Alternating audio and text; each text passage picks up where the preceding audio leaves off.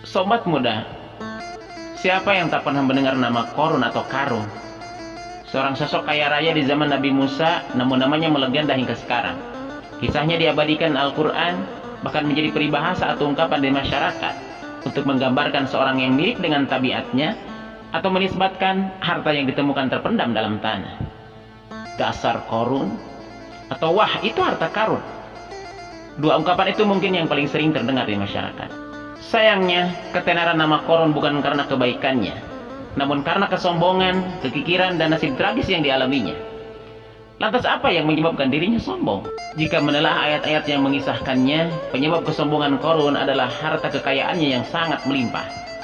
Ia lupa terhadap zat yang menganugerahinya. Alih-alih bersyukur, ia justru bersikap arogan, kikir kepada kaumnya dan menentang perintah Tuhannya. Demikian yang digambarkan dalam Al-Quran. Sesungguhnya Korun adalah termasuk kaum Musa. Maka ia berlaku aniaya terhadap mereka, dan kami telah menganugerahkan kepadanya perbendaharaan harta yang kunci-kuncinya sungguh berat dipikul oleh sejumlah orang yang kuat-kuat. Al-Quran, Surah Al-Qasas ayat 76. Disebutkan oleh Ibnu Jurayj, nama lengkap sosok kaya raya itu adalah Korun bin Yashar bin Kohis bin Lawi bin Yakub. Ia merupakan putra paman atau sepupu Nabi Musa alaihissalam. Pasalnya Nabi Musa alaihissalam sendiri adalah putra Imron, sedangkan Imron adalah putra Kohis. Dengan kata lain, Korun masih satu kakek dengan Nabi Musa alaihissalam, yakni Kohis. Kekayaan Korun sungguh melimpah. Saking melimpahnya, sekelompok orang yang kuat keberatan membawa kunci-kunci gudangnya.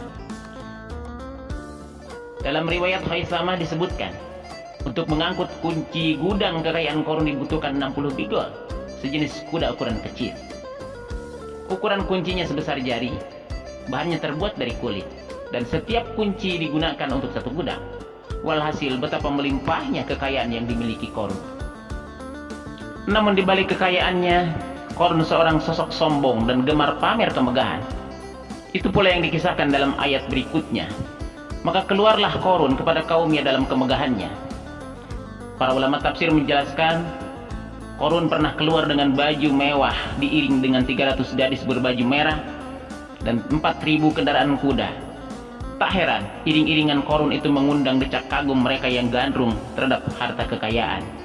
Sebagaimana yang terekam dalam Al-Quran, moga-moga kiranya kita mempunyai seperti apa yang telah diberikan kepada Korun. Sesungguhnya, ia benar-benar mempunyai keberuntungan yang besar. Al-Quran Surah Al-Qasas ayat 79. Namun tak sedikit pula kaumnya yang mengingatkan, janganlah kamu terlalu bangga. Sesungguhnya Allah tidak menyukai orang-orang yang terlalu membanggakan diri. Sebagian ulama tafsir menafsirkan istilah farihin atau orang-orang yang membanggakan diri di sana juga berarti takabur, zalim, berbuat kerusakan, arogan, dan tidak mau bersyukur terhadap nikmat. Tak hanya itu, Korun juga seorang kaya raya yang sangat kikir dan menolak mengeluarkan zakat. Hal itu seperti yang diungkap oleh Ibnu Abbas. Disebutkan ketika datang perintah zakat, Nabi Musa alaihissalam pergi menemui Korun dan memerintahkannya mengeluarkan zakat sebesar 1 dinar dari setiap 1000 dinar hartanya, 1 dirham dari setiap 1000 dirham, 1 kambing dari setiap 1000 kambing, dan seterusnya. Setelah Korun menghitung seluruh hartanya, ternyata jumlah zakatnya sangat besar.